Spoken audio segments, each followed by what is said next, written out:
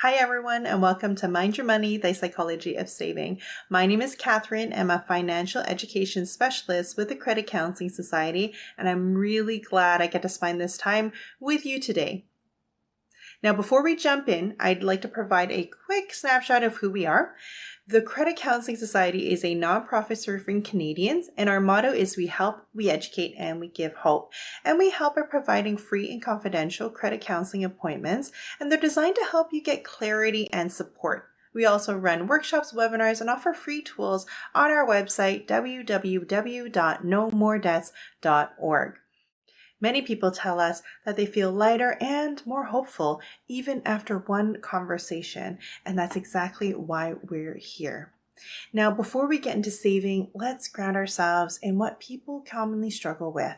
We work with Canadians from all walks of life, and the reasons people run into trouble are very relatable. Things like job changes, relying on credit to get through the month, medical challenges, lack of a clear budget, and of course, the rising cost of housing. All of these can happen to anyone at any time, and they all affect our ability to save. And that's what our topic is about today. Let's explore that. Why savings matters, what financial well-being really means, the psychological roadblocks that make saving harder than it sounds, and finally, my favorite part, a toolbox of saving strategies that you can start using right away. By the end of our time together, you're going to understand how saving increases your financial well-being, also know how to set a goal you can actually achieve, and you'll walk away with at least 5 different strategies to jumpstart or improve your savings habits. Let's start simple. Big question. Why do we even save? Saving reduces stress. It keeps us from reaching for credit for day-to-day things, and it helps us feel secure about our future and builds confidence in our ability to handle life's curveballs. When we can save even small amounts, we're telling ourselves, I've got this and I'm in control. Saving gives us breathing room. It gives us choices and it gives us confidence. Even saving $10 a week can shift your mindset. Financial well-being doesn't come from having a huge income. It comes from feeling in control, and saving is one of the biggest contributors to get that sense of control. Financial well-being is simply the ability to meet your current needs comfortably and have the resilience to maintain that into the future. And resilience comes from habits, especially savings habits. Even small, steady savings builds resilience. Research has shown many different things, and I want to go over a few different ones that are extremely fascinating. Canadians who actively save, no matter the amount, report higher well-being than those who don't, even when their incomes are the same. There's a false sense that we think making more money may mean a better financial situation for us, and the research shows that's not always the case. That means mindset and behavior matter more than income alone. Another insight, psychological factors like how you think and feel about money have a huge impact on savings habits. And good news, psychological factors can change. Unlike your age or number of dependents, your attitudes about money and your habits about money can and are flexible. And a kind of interesting one, financial well-being actually doesn't increase much for those individuals falling within an income ballpark of $50,000 to $150,000. Again, it kind of puts into real thought about how making more money does not necessarily mean you're going to feel better about your money. Now, what about yourself? What we're going to move into now is checking your financial well-being. And I'm going to give you 10 statements and you'll answer from 1 being never to 5 being always. And as you go through them, notice what your gut says. Often our first instinct gives us useful insight. So let's go through those 10 questions now. The first, I pay my bills on time. Second, I put money away for my goals. For example, retirement, irregular expenses, emergencies, vacations. My income allows for unplanned purchases without borrowing. I have money left over at the end of the month after paying for food and housing expenses. Number 6, I review my budget in order to make room for things that matter to me. Number 7, I educate myself on different financial products. I believe I can stop myself from spending impulsively. I believe I am in control of my financial situation. And lastly, I believe that saving for the future is more important than spending on my current wants.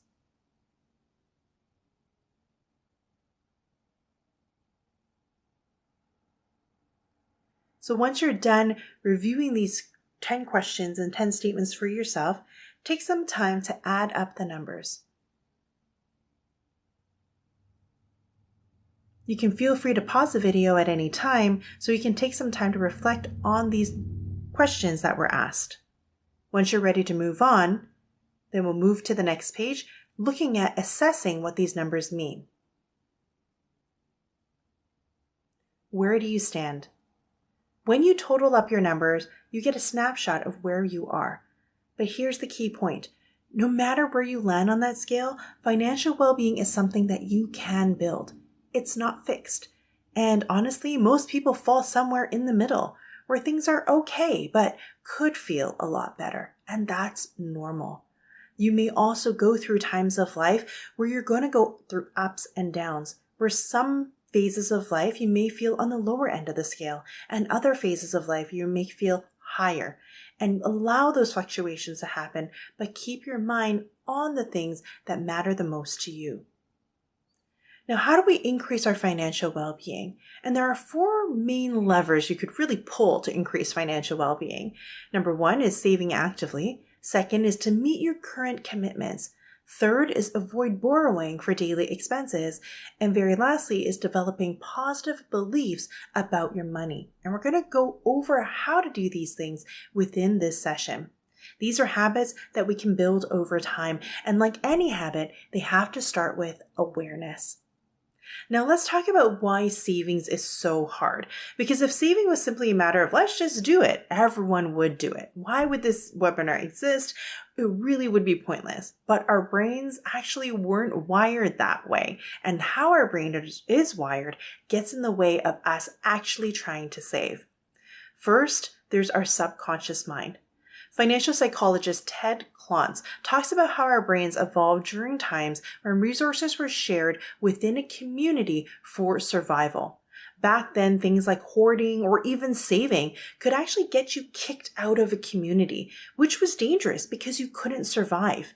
Today, that ancient programming can make savings feel uncomfortable. It's fighting this natural urge to want to give back to the community. And even though logically we know it's good for us, only about 14 to 17% of people are natural savers. The rest of us have to build the skill and practice that muscle, and that's okay. Then there's the argument of having a present self versus a future self battle. Our present self is impulsive, it's emotional, it feels the things, it sees the things, it smells the things that we want and wants immediate gratification. It wants to be satisfied in the most fastest way possible. Our future self, who wants retirement savings, financial security, well, that doesn't get a vote in the moment. It's quietly sitting in the back of our head, and our present self typically wins majority of the time. So knowing this gives you a chance to pause. Knowing this skill, you want to take time to give power to your future self. Take a moment to pause and think about the long-term actions that could result from your action today. And finally, some of us have an external locus of control, the belief that our financial outcomes depend on luck, fate, or external forces. Now, if you believe your situation can't change, you're typically less motivated to save because you feel like it's beyond your control. That's why part of savings is also about shifting your story about your own abilities, and it's not necessarily thinking about what you can do, just practice the muscle of saving. So how do we start? The best place is to start with goals, but not just what the goal is, but we want to know your why. Why does this goal matter? Why is it so important? What will it provide for you? And we're not talking about the physical needs, but the emotional and psychological needs as well. How will your life feel different? You must answer these questions before you apply any financial goal within your budget. When your goal is emotionally meaningful, saving stops feeling like a deprivation or a limit or something that hinders you, but actually it feels like you're moving towards a dignified goal and towards progress. There's a strategy called the disturb, and it's used by financial coaches, and it forces you to visualize the future that you don't want. What if you didn't get to your goal? What if you couldn't achieve that financial security that you wanted? What if you weren't able to provide in the way that you wanted with the savings that you planned for? The stress, the overwhelm, the regret of not preparing, the regret of times past. It sounds intense, but I can actually help your subconscious understand the stakes. Again, it gives power to your future self so you can make the right decisions today. When you visualize the future that you do want, where you feel calm, confident, prepared, that emotional clarity can fuel commitment. That is what you're striving for and not the area of the disturb. Let's talk about setting some goals then. And making goals real is extremely important. The first thing to do is to decide on your goal, the why of the goal, and then writing it down. You can write down your goals using these simple prompts. So for example, my goal is whatever your goal will be because, and then put in your why. You want to achieve it by X period of time frame. Could be days, could be weeks, could be months, could be years, but that is up to you. If you're starting goals for the first time, we always recommend starting with a short-term goal first, something that you can achieve within a few weeks or maybe a few months, so that again, you build the muscle of working towards your financial goals. The last prompt is the total cost is. This is where you want to do some research. It's not a good idea to have an open-ended goal where you don't know how much you're going to save.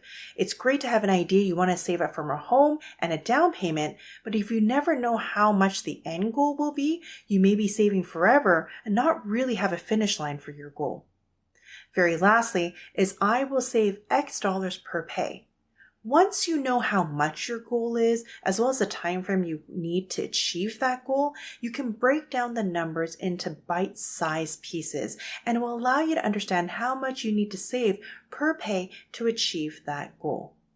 Instead of some vague wish, it now turns into a concrete plan with actionable steps. When you write it down, something shifts. You begin treating it like a commitment instead of something hopeful that has an arbitrary end. Let's make it happen. Let's bring your goal to life. Create separate savings for each goal. This helps you organize your money and prevents you from accidentally using your savings for something else. Label them in ways that make you smile, makes you feel excited about it. For example, call it the Spain trip, the Future Me Fund, the Better Me Fund, Car Freedom Fund. Have fun with savings. The more fun and personal that you can create that name, the more likely you are to save. You can also think about incorporating your senses. Visualize your goal. Draw it. Create a photo collage. Create a dream or vision board. Put reminders on your phone wallpaper. Our subconscious responds to sensory stimulation all around the area of giving our future self power. Far more, and it's way more powerful than abstract ideas. When you keep your goal visible, your brain stays connected to it. And lastly, another tip is to automate your savings. Automation is one of the most powerful savings tools that we have. You decide once, and your future self benefits every single month. Understanding your money values also helps your saving feel more meaningful. Remember, we talked about not just writing your goal down, but you have to know your why. For some of us, money may mean safety. Others, it could be for freedom or for adventure, generosity or giving back. There's really no wrong answer, but you have to know your why. What is pushing you or driving you to commit to this goal? Your values can also help you prioritize. We may have 2, 3, 5, or 10 different goals we want to achieve, but you have to prioritize what your values are in order to know which goal you need to work towards first. For example, if family closeness is a value, paying more to live nearby isn't overspending. It's alignment because values guide goals. Let's move into talking about the locus of control. Earlier, we had mentioned that having an external locus of control can be a barrier to saving. People with an internal locus of control, like people who believe that your own actions can influence outcomes, tend to have better financial well-being. The good news, you can practice and build this if you feel like you have an external locus of control. You want to write down your goals and break them down. Notice and celebrate small wins. Allow yourself to enjoy the moment and know that your actions contributed to a victory. Practice positive self-talk, seek support, and all of these are going to strengthen your belief over time that you can shape your financial life and your actions can directly benefit yourself in the future. What about time value? One of the most powerful mindset shifts is learning to think of purchases in terms of hours worked and not just one purchase offhand. For example, if you earn $20 an hour and something costs $200 an hour, that's 10 hours of your life. When you see your money as time, your decisions become clear. Ask yourself, is this product worth 10 hours of your life? And it'll give you more clarity whether or not that purchase may be worth it. Controlling your impulses. Resisting borrowing is a skill. When you're tempted to borrow, take a pause. Ask yourself, can I go without it for now? Can I use savings? Am I willing to use my savings? Can I earn a bit extra for a week? Or maybe cut one expense for a month to make the purchase and not have it be an impulse buy I feel guilty about later on. Each time you break the pattern of borrowing for basics, you gain power and confidence and control over your money because you know it's going where it's supposed to go and towards something that's meaningful for you. Now, this is where things get kind of fun. Let's talk about strategies to make savings easier. What about a rounded up strategy? Let your bank round up every purchase to the next dollar for you and save the difference. It adds up way faster than you think. Most of the big 5 banks have something like this available if you can ask them to activate it. Having a money buddy. Accountability, it works. Choose someone who also wants to build good financial habits and celebrate the feeling of progress together.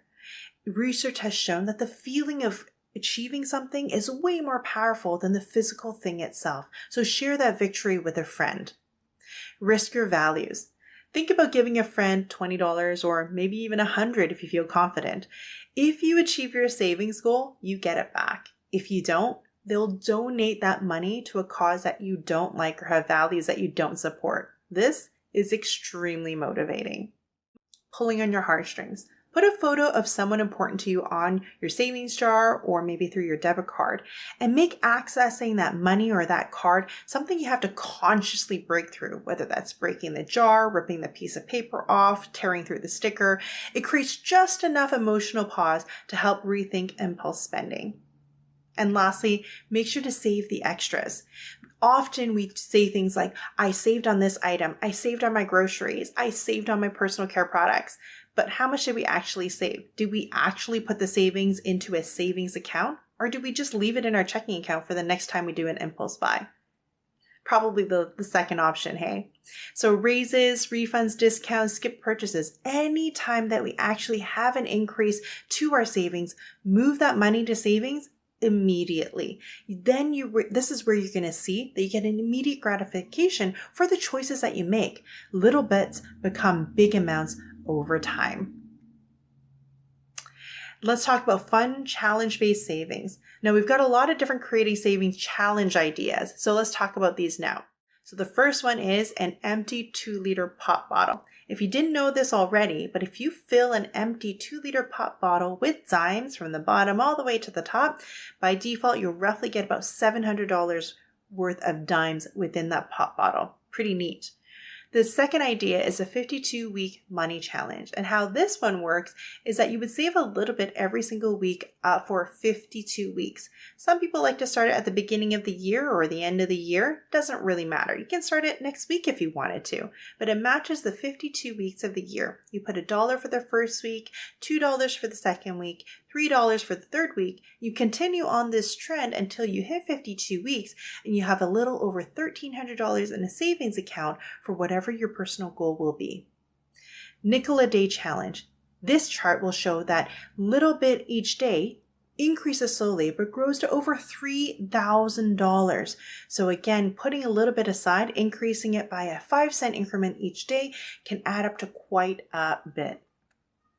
Weekly savings challenge. This challenge adds $1 more each day of the week. And if you do that, you'll also be able to save a little bit for yourself. And the holiday savings countdown, a 35-day reverse savings countdown that allows you to save a little bit for the holidays as you prepare for the December month. These work because they build habit and momentum over time. None of these challenges will help you have thousands of dollars at the end of the challenge. But if you're able to save a little bit, just like these challenges have mentioned, then you can save and roll over these savings into a long-term personal savings goal. Some final money tips. Find a goal that you're excited about. Remember, it's not just about writing it down. You have to know the why and know that it aligns with your money values. Take one action step today. Start saving, even if it's just $1 on a regular basis. You'll be surprised how much you can save over time. And when and if you do slip up, be kind to yourself. Practice self-compassion because that keeps you going far longer than self-criticism ever will. Now, today we explored why savings matters, why psychology influences our habits, and plenty of different strategies that you can apply to your day-to-day savings, and how to make it all feel smoother and more natural. My hope is that you leave today feeling more equipped, more confident, and more empowered to take the next step. If you ever want to take advantage of our free and confidential credit counseling sessions, don't ever hesitate to give us a call. Thanks so much for joining me today, and thanks for being here.